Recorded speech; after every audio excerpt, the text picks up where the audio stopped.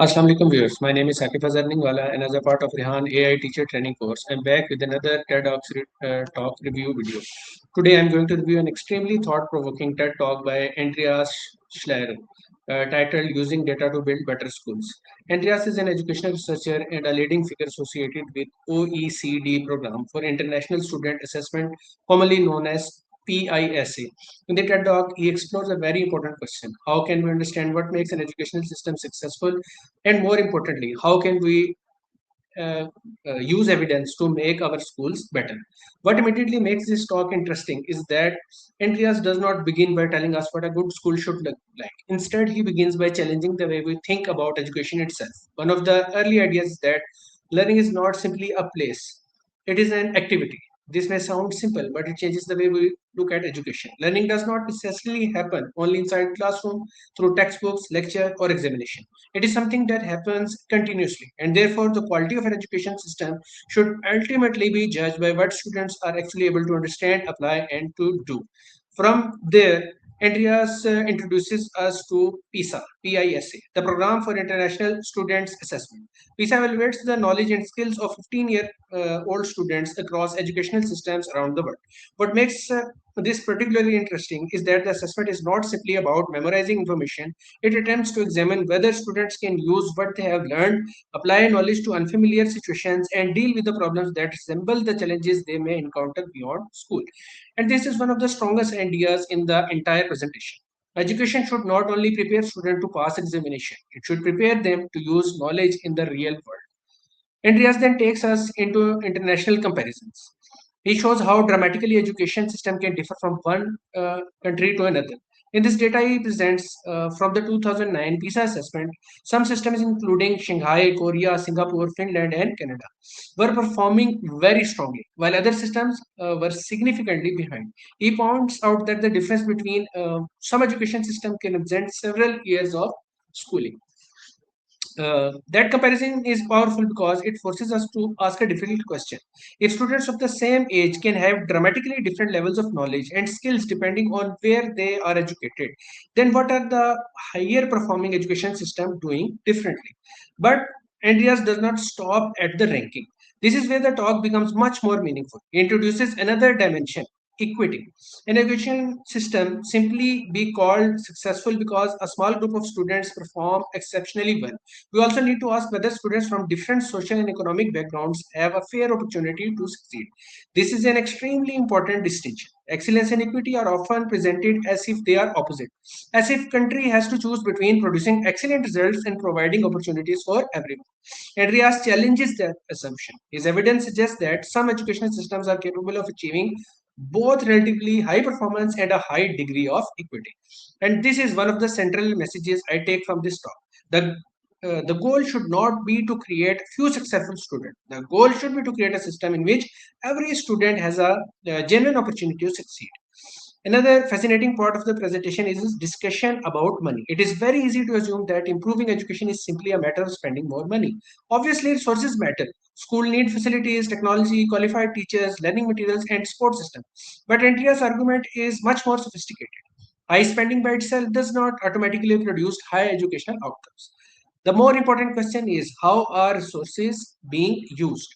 We what do we prioritize? How do we select and train teachers? How do we support teachers who are struggling? How much autonomy do teachers have? How do schools respond to evidence? And perhaps the most important, what does society actually expect from its educational system? This leads to another major idea in the talk. The cultural surrounding education matters enormously. Andreas points towards high performing education system where society places a high value on education and where there is a strong belief that every child is capable of learning and succeeding. This idea of expectation is particularly powerful. If a school assumes that only some students are capable of achieving at a high level, its practice will eventually reflect that assumption. But if teachers, parents, school leaders, and policymakers genuinely believe that every student can improve, the entire system begins to operate differently. High expectations, therefore, are not simply motivating sentiments. They can influence curriculum, teaching methods, support system, assessment, and the opportunities students receive. Another important lesson is that successful education system does not simply standardize everything. Andreas discusses that challenging role of teacher and explain how education is moving away from a model where knowledge is simply delivered from teacher to student. The old model can be thought of as delivering established knowledge. The newer challenge is to enable student to create, apply, question, and use knowledge. And this has enormous application for teachers. A good teacher is not simply someone who knows the textbook. A good teacher understands how students learn, recognizes differences between learners, adapts instructions, evaluates what is working, and continuously improves his own practices. This is why teacher development becomes one of the most important themes in Andrea's presentation. High performing system pay close attention to how teachers are selected, trained, supported, evaluated, and developed. They do not simply expect teachers to improve on their own. They create professional environment where teachers can learn from one another, collaborate, experiment with teaching practices, and receive support when they face difficulties. For me, this is one of perhaps one of the most practical lessons from the entire TED Talk. If we want better students, we cannot ignore the people teaching them. Improving education ultimately requires improving the capacity of the educators. And this idea is particularly relevant today because of the role of a teacher is changing rapidly. Teachers are no longer competing with the shortage of information. Student can access enormous amount of information through the internet, digital platforms, and increasingly through AI. The teacher's role therefore becomes even more important, but in a different way. The teacher become a designer of learning experiments, a mentor, a facilitator, a problem solver, and someone who helps students understand how to evaluate and apply information. Another fascinating point in Andrea's presentation is that high performing systems lead to provide teachers with professional autonomy. They this does not mean that allowing everyone to teach without standards. Instead, the system establishes clear expectation about the student, what they should learn, while giving teachers some room to determine how they can teach those concepts effectively. The balance between clear standards and professional autonomy is extremely important. Too little structure can produce inconsistency. Too much control can discourage innovation. The ideal environment allows teachers to understand the objective clearly while giving them the professional freedom to select appropriate method for the students. This presentation also challenges another common assumption that we can simply copy the education system of a successful country and implement it somewhere else. Andreas makes an important qualification there. Education systems are deeply connected to the social, cultural, economic, and political environment. What works in Finland, Singapore, Korea, Canada, or Shanghai cannot simply be copied and pasted into another country. What we do is identify common principles. We can study what successful systems do, understand why those practices work, and determine how similar principle can be adopted in our own context. And this is where data becomes genuinely useful. Data should not simply tell us who is number one, who is number 50. The real value of data is allows us to ask better questions. Why are some students performing better? Why are some schools improving faster? What does social background have a stronger impact in some systems than others? Why teaching practices? What teaching practices are appear to be working, and where are students struggling? And what we can learn from system that has successfully addressed similar problems. In other words, data should lead to learning, not merely ranking. This is probably the biggest strength of Andreas' argument. He does not present data as a magic solution. Instead, he presents it as a tool challenging assumption. Sometimes we believe something works simply because we have always done it that way. Data gives us an opportunity to ask, is that belief actually supported by evidence? And that is powerful principle not only for government but also for individual schools and teachers. A teacher can use assessment results to identify where students are struggling. A department can examine which concept consistently creates difficulties. A school can compare attendance, achievement, engagement, and progression. A policymaker can examine whether an intervention actually produces better outcomes. But there is an important warning here. Data should never become the objective itself. If the teacher begins teaching only for a particular test, then the measurement can distort the learning process. If school focus entirely on ranking, they may lose sight of creativity, character, collaboration, curiosity, well-being, and other dimension of education that are difficult to capture through standardized assessments.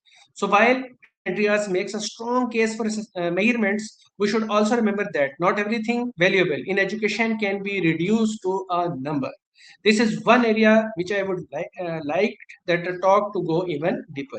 PISA provides valuable comparative information, but international rankings can sometimes oversimplify extremely complex educational systems. Students' achievement is influenced by family circumstances, culture, language, economic conditions, health, community, school leadership, teacher quality, and many, many, many other factors.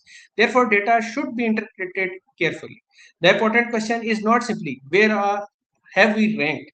The better question is, what does the evidence tell us about what we need to improve?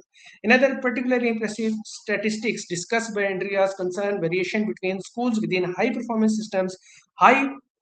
His point is that in stronger systems, success is not concentrated in only few exceptional schools. The performance gap between schools can be relatively small. This leads to a powerful concept. Success is systematic. A great education system should not depend on having a handful of extraordinary schools or extraordinary teachers. It should create conditions in which every school has the capacity to succeed.